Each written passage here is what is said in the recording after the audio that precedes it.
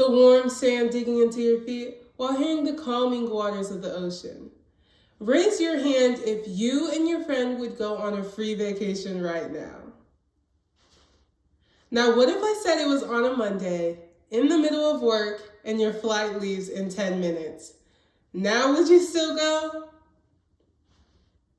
I know what Texas is unpredictable weather. I would definitely go. Now, what if I said this trip could be a determining factor for your future? Lao Tzu, a Chinese philosopher, once said that life is a series of natural and spontaneous changes. Don't resist them. That only creates sorrow. Let reality be reality. Let things flow naturally forward in whatever way they like. The term spontaneity refers to something that happens without being planned. So I don't mean not doing your work because spontaneity took you to your bed, or going to sleep during class because it wasn't planned, but I mean implementing small things in your life like trying new foods, going on a road trip, throwing a party, or even something as small as going to a workout class. By participating in some of these small activities, you may be able to discover your passion, find happiness while influencing others, and experience several happy moments. Now, here's something else to think about. Have you ever seen a kid play on their playground with their toys?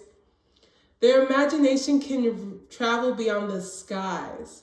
They don't think about playing or how they have to eat in an hour. They just go out and play.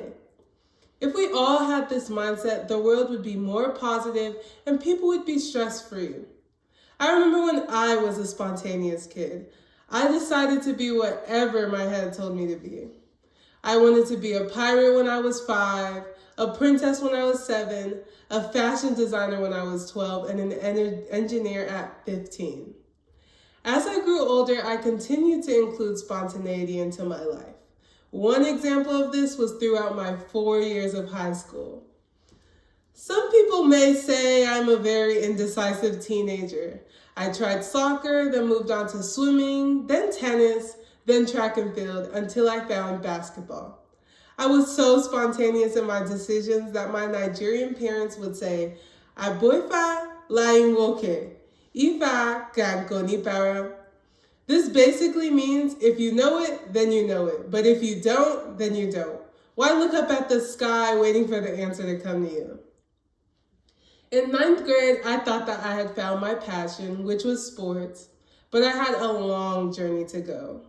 My freshman year of high school, I absolutely thought I would be the next Kevin Durant or Taco Fall, and I would start my games on varsity. And being 5'11", most people thought that basketball was my true calling. My sophomore year of high school, I decided to take that leap of faith and switch schools. Coming from a small school, I was definitely not used to the rigorous practices, but once I got used to it, I was a starter. But for junior varsity. As I continued my season, I ran into a slight problem: my glasses. My glasses ended up breaking, and that was the day I went to the ophthalmologist and learned that I had a large optic nerve, which means that I could have an eye condition that leads to blindness called glaucoma. I learned that people in my family also inherited this condition, and from that day on, I decided I wanted to pursue a career in medicine. And yes, I did end up getting some new glasses. Once junior year started, I ended up playing basketball again, but now I was a starter on varsity. I was already being asked which college I would attend to play basketball, and I was uncertain. Then, boom. During a game, my glasses broke again. I quickly got some super glue and glued it back together, and despite the fact that I can't see without my glasses, I gained clarity on my future. Because in that same week, I did more research about ophthalmology and the glaucoma in my family, and I decided I wanted to pursue a career in ophthalmology. I am still actively getting closer to achieve my goal every day, but I didn't give up my basketball dreams, and I still played my senior year to end off my high school career. This whole journey made me realize the necessity of spontaneity.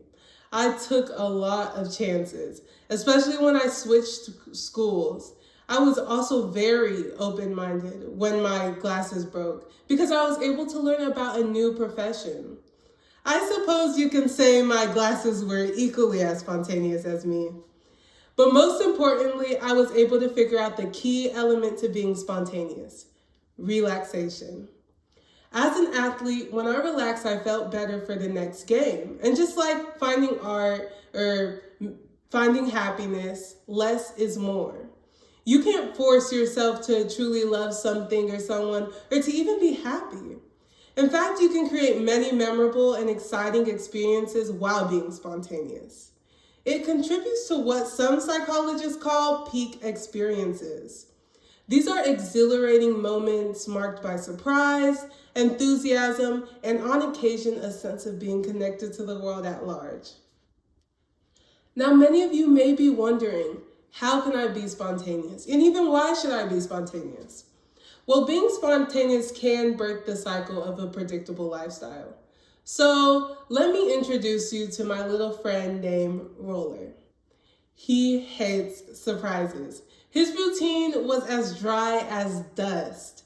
He wakes up, eats the same cereal, listens to the same music, goes to work, then comes back home to catch up on all his favorite shows while eating soup. Then he goes to sleep at 8 o'clock. This was his routine every day of the week, and he never missed a step. Now, let me introduce you to Rick. He was Roller's best friend, and they were polar opposites. He loved surprises and being spontaneous. One day, Rick decided to surprise Roller with a trip to Bora Bora. Roller didn't really want to go since he wanted to stick to his daily routine. But after Rick begged him, he ended up going. As Roller and Rick entered Bora Bora, they decided to go hike Mount Pahia. Even though Roller was afraid of heights, he decided to take the leap of faith and go. And once they reached the top, they both cried tears of joy. The view was amazing, and once they reached the end goal of the hike, Roller thanked Rick for bringing him this opportunity. And since that was the start of the trip, Roller became more spontaneous throughout the trip. He swam with the sharks, ate new foods, and met new friends. Not only was he spontaneous during the trip, but after the trip, he ended up incorporating spontaneity throughout his regular life.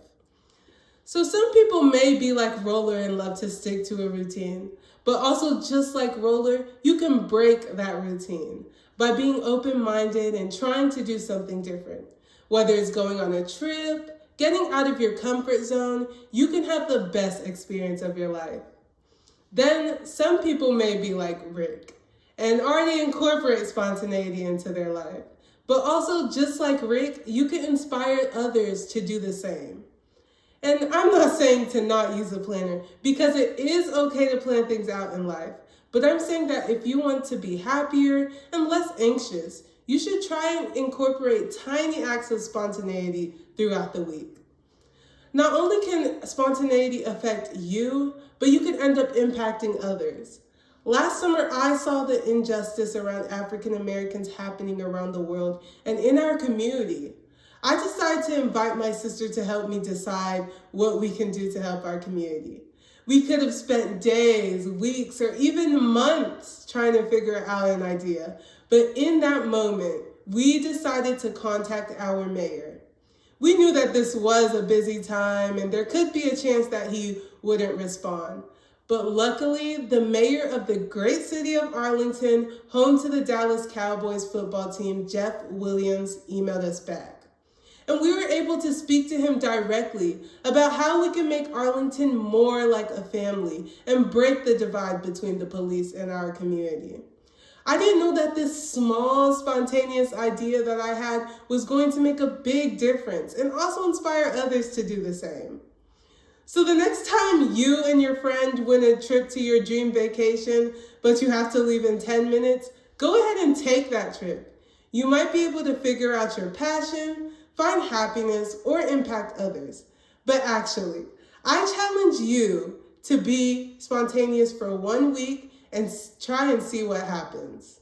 And remember, a spontaneous adventure is just around the corner. So you might be in for the best adventure of your life.